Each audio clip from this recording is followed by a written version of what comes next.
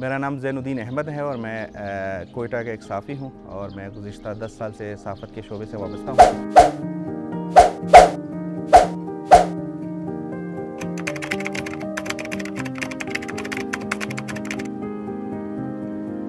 Experience तो बहुत अच्छा रहा और मतलब ज़ाहिर है ये एक एज़ाज़ की बात थी कि पूरे पाकिस्तान में और मीडिया की फ़ील्ड से मैं वाहिद शख्स था।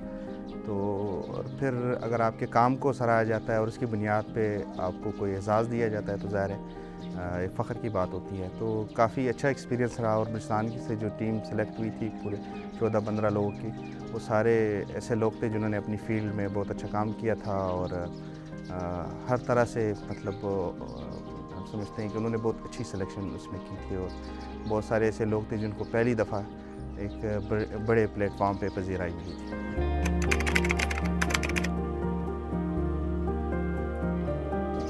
वन वर्ड में तो मुश्किल होगा, मैं थोड़ा ज़्यादा ही इसमें कहना चाहूँगा कि मतलब सहाफ़त यहाँ पे मुश्किल हुआ है। मतलब अगर वन वर्ड में कहें तो जद्दोजहद पे इबारत होती है पूरी सहाफ़त। यहाँ पे मुश्किल काम है।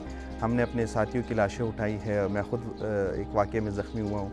तो मतलब यहाँ पे सहाफ़त है बहुत मुश्किल। स्टोरीज़ तो मतलब मैं बलूचिस्तान की हर वो स्टोरी जो लोगों की ज़िंदगियों को, जो लोगों को मुतासिर करे, जो बलूचिस्तान से बाहर भी लोगों को अट्रैक्ट करे, ऐसी हर स्टोरी करना चाहता हूँ। लेकिन मैं चाहता हूँ कि मैं बलूचिस्तान के एक आम चरवाहे पे, उसकी ज़िंदगी पे, उसकी जद्दोजहद पे, उसके काम पे वो स्टोरी करूँ। एक माहीगीर की ज़िंदगी पे स्टोरी करूँ, किस तरह समंदर में जाता है, कितना मतलब वो हफ़्ते गुजारता है, हफ़्तों वो बाहर होता है घरों से। मतलब उनकी ज़िंदगी कितनी मुश्किल है और कितनी उनको अपनी रोज़ी रोटी कमाने के लिए कितनी मुश्किलात झेलनी पड़ती है। तो मैं हर वो स्टोरी करना चाहता हूँ जो लोगों को मुतासिर करे, जो अट्रैक्ट करें और ख़ास तौर पे बलूचिस्तान से बाहर के लोगों को।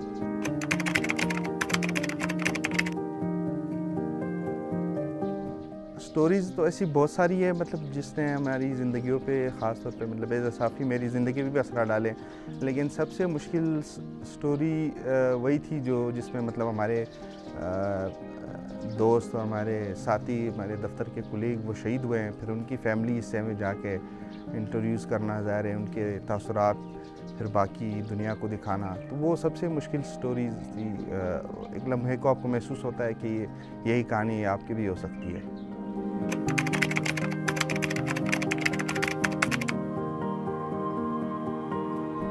मेरे ख़्याल से रेगुलेशंस इस हद तक तो होनी चाहिए कि जो झूठ पे मबनी चीज़ें हैं, कम से कम वो तो मतलब उस हद तक ज़रूर होनी चाहिए। और इस हद तक नहीं होनी चाहिए कि मतलब जो हकीकी सहाफ़ती काम है उसको मुतासिर करे। जो पिसे हुए तबकात हैं उनकी आवाज़ को कम से कम दबने ना दिया जाए। इस हद तक रेगुलेशंस अगर नहीं होनी चाहिए। जो हो वो इस हद तक हो कि जो झूठ हो, जो गलत हो, उसको कम से कम रोकना चाहिए।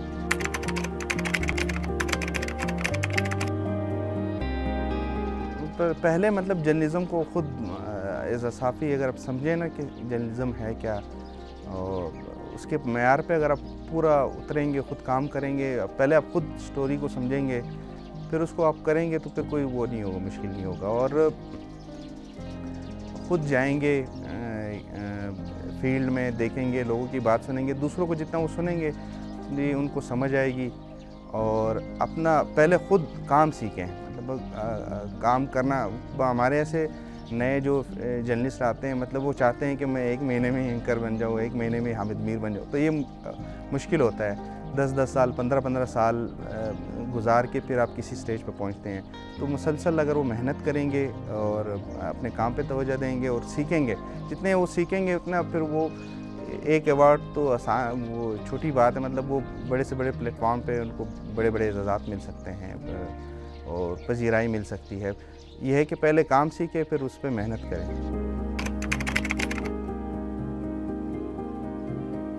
पाकिस्तान के यूथ के लिए मेरा यही पैगाम है कि मतलब वो जिस भी शोबे में जाएँ, मतलब उसमें पूरी मेहनत करें।